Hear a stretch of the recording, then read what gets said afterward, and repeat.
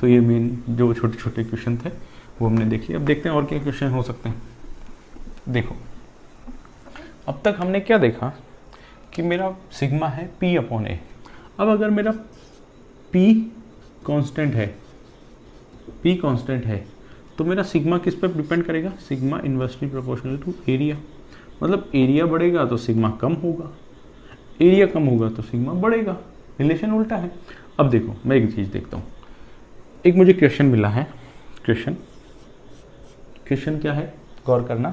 Question मुझे मिला है कि आपके पास जैसा कि डायग्राम में दिखाया हुआ है वैसी एक रोड है, इसका क्रॉस सेक्शनल एरिया वेरी कर रहा है। ये मुझे उसने रोड दे दी, उसके 3 लोकेशन दे दी, 1 कहीं यहाँ बीच में दे दी, 2 और यहाँ दे दी 3। इसके दोनों एंड्स पर एक फोर्स P एक्ट कर रहा है, ठीक है, फोर्स P एक्ट कर रहा है। इसके 3 एरिया दे दिए, A1 A2 A3।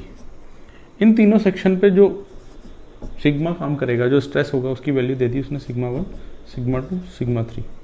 अब उसने बता दिया जैसा कि चित्र में स्पष्ट है, एरिया 1 से बड़ा है एरिया 2 और उससे बड़ा है एरिया 3।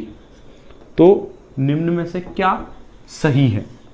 ऑब्जेक्टिव क्वेश्चन है। Suppose sigma 1 sigma 2 sigma 3, B दे दिया उसने सिग्मा 1 सिग्मा 2 सिग्मा 3, सी दे दिया उसने सिग्मा 1 सिग्मा 2 सिग्मा 3, या फिर डी दे दिया उसने सिग्मा 1 सिग्मा 2 सिग्मा 3। आप बताओ इसका करेक्ट आंसर क्या होगा? कुल मिला के वो पूछना चाहता है कि सिग्मा 1 सिग्मा 2 सिग्मा 3 का ऑर्डर बताओ मुझे, असेंडिंग या डिसेंडिंग ऑर्डर लिखो। देखो मैंने क्या देखा, अगर मेरा P कांस्टेंट है, अब जैसे हमने इसमें क्रॉस सेक्शन लिए थे ना जब शुरू में स्ट्रेस की डेफिनेशन देखी थी, इधर फोर्स P एक्ट कर रहा है, इधर भी फोर्स P एक्ट कर रहा है, तो मैंने क्रॉस सेक्शन देखने के लिए इसको एक्स वाई नाम दे दिए थे। जब मैं अकेले x को देखता था तो मैंने बोला था कि इस पर कहीं ना कहीं इसको बैलेंस करने के लिए अपोजिट फोर्स काम कर रहा होगा जो इसके इक्विवेलेंट होगा। वैसे ही मैं अगर इसमें इसको देखूं, अगर इसको x नाम दे दूं, इसको y नाम दे दूं, इसको देखूं तो इस पर भी तो कहीं ना कहीं ये P का विरोध करने के लिए छोटे छोटे बल काम कर रहे होंगे और उनका टोटल समेशन भी P होगा। बराबर बात है। तो यहाँ पर भी कौन सा फोर्स है? P। यहाँ पर भी कौन सा फोर्स है? P। यहाँ लास्ट वाले पे भी कौन सा फोर्स है? P।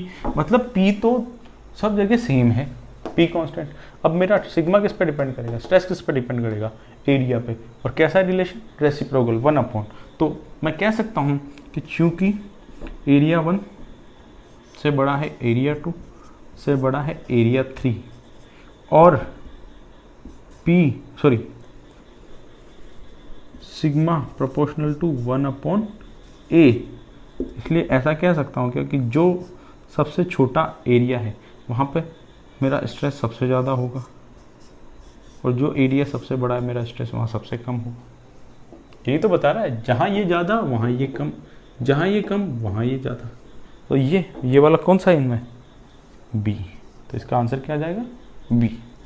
ठीक है, ये छोटा सा क्वेश्चन समझ में आया। ऑब्जेक्टिव भी हो सकता है, सब्जेक्टिव भी हो सकता है, इसमें दिमाग नहीं लगाना। कुछ भी नहीं समझ में आया तो इतना तो पता ही है ना यार, इसका एरिया इन दोनों के बीच में है, तो या तो ये बड़ा हो या छोटा हो, लेकिन इसकी वैल्यू इन सिग्मा 1 सिग्मा 2 के बीच में आनी चाहिए। तो एक तो इसमें सिग्मा 1 सिग्मा 2 के बीच में आ रही है, एक इसमें सिग्मा 1 सिग्मा 2 के बीच में आ रही है। इसमें तो क्या कर दिया इसने, ये इससे भी छोटा है, ये इससे भी छोटा है, लेकिन क्या बीच में है क्या? नहीं, इसने दोनों से छोटा कर दिया, इसमें दोनों से बड़ा कर दिया। तो ये दोनों तो हो ही नहीं सकते, कुछ भी नहीं समझ में आए तो तुक्का भी मारना है। अगर कभी कुछ नहीं समझ में आए तो चित्र बता रहा है कहीं ना कहीं बीच में ही आएगी वैल्यू, तो ये इन दोनों में से तुक्का मारना है। ठीक है,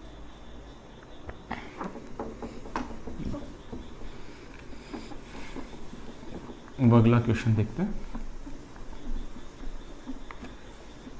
देखो अब मैं क्या करूँगा, सीधा क्रॉस सेक्शनल एरिया वैल्यू ले लूँगा। हमने क्या देखा था, एक रोड है, ठीक है, इस पे फोर्स काम कर रहा है 1000 न्यूटन, 1000 न्यूटन। अब इसका क्रॉस सेक्शनल एरिया कैसा भी हो, मैंने सीधा मान लिया 25 mm स्क्वायर, ठीक है, और इधर भी मेरा 1000 न्यूटन फोर्स एक्ट कर रहा है। तो मैं इसमें सिग्मा पता लगा लेता था। मैं क्या करता हूँ, अब मैं इसको थोड़ा कंपाउंड टाइप का ले लेता हूँ रोड। ये रोड का क्रॉस सेक्शनल एरिया सेम नहीं है, बाद में ये रोड अचानक से मोटी हो जाती है, ठीक है। और इसका क्रॉस सेक्शनल एरिया मैंने ले लिया 50 की जगह ले लेते हैं हम 75 mm स्क्वायर, और इधर भी फोर्स P एक्ट कर रहा है, इसको ले लेते हैं हम 1500 न्यूटन, और इधर भी ले लिया 1500 न्यूटन। तो अब बताओ, अगर यहाँ पे सिग्मा 1 है एरिया, तो यहाँ पे एरिया सिग्मा 2 है, तो उनकी वैल्यूज़ बताओ। देखो, जैसे हम XY मानते थे, अगर मैं छोटे वाले ब्लॉक को लूँ, इसका फ्री बॉडी डायग्राम बनाऊँ, तो इसका एरिया है 25 mm स्क्वायर, इधर कितना फोर्स कर रहा है 150 न्यूटन, तो ये फोर्स इधर भी इतना आना चाहिए न्यूटन, आना चाहिए 1500 सॉरी, ठीक है। और इसका फ्री बॉडी डायग्राम बनाऊं, तो इसका फ्री बॉडी डायग्राम क्या बनेगा, इधर कितना फोर्स लग रहा है 1500 न्यूटन, एरिया कितना है 75 mm स्क्वायर, इधर भी कितना फोर्स आना चाहिए 1500 न्यूटन। ये साम्य अवस्था में है ना, तो ऐसा थोड़ी ये पूरा साम्य अवस्था में है, ये बाकी भी तो कहीं नहीं हिल रहे, बाकी इंडिविजुअली भी साम्य अवस्था में, तो साम्य अवस्था में ये तब कब हो सकते हैं, अब इनको जोड़ूंगा तो ये दोनों एक दूसरे को नेग्लेक्ट कर देते हैं, ये दोनों बचते हैं जो हमें बाहर नजर आते हैं, ठीक है। इसके लिए है सिग्मा 1, इसके लिए है उसने जो दे रखा सिग्मा 2। अब सिग्मा 1 की वैल्यू कितनी होगी, सिग्मा 1 की वैल्यू होगी, फोर्स कितना एक्ट कर रहा है, फोर्स एक्ट कर रहा है मेरा 1500, पीछे मात्रक लिखो न्यूटन, अपॉन सिग्मा, ये तो बार बार लिखने की जरूरत नहीं है ना, P अपॉन A, P की वैल्यू ये, एरिया कितना है इसमें 25, पीछे लिखो यूनिट mm स्क्वायर।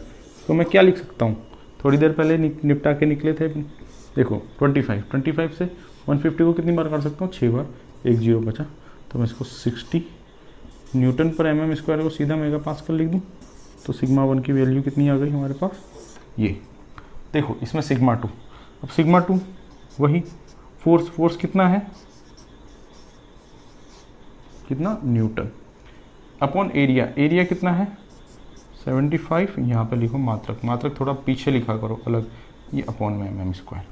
अब देखो 75 दूनी 150, 2 बार, पीछे 1 0 बचा 20, तो ये 20 क्या न्यूटन पर mm स्क्वायर को क्या लिख सकता हूँ मैं, मेगा पास्कल, सिग्मा 2।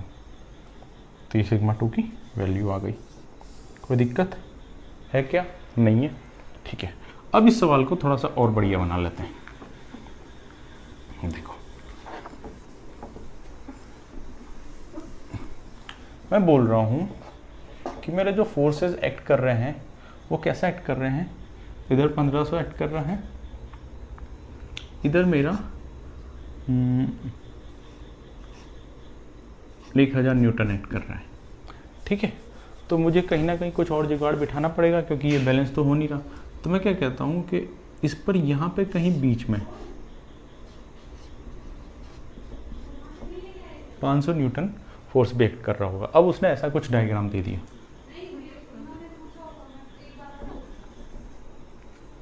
इधर मैं एरिया लिख देता हूँ, इसका एरिया A1 है 25 mm स्क्वायर, इसका एरिया A2 है 75 mm स्क्वायर। अब वही पूछ रहा है सिग्मा 1 सिग्मा 2। अब बीच में एक फोर्स और दे दी है इसने ऐसा, अब ये पूछ रहा है कि सिग्मा 1 सिग्मा 2 की वैल्यू बनाओ।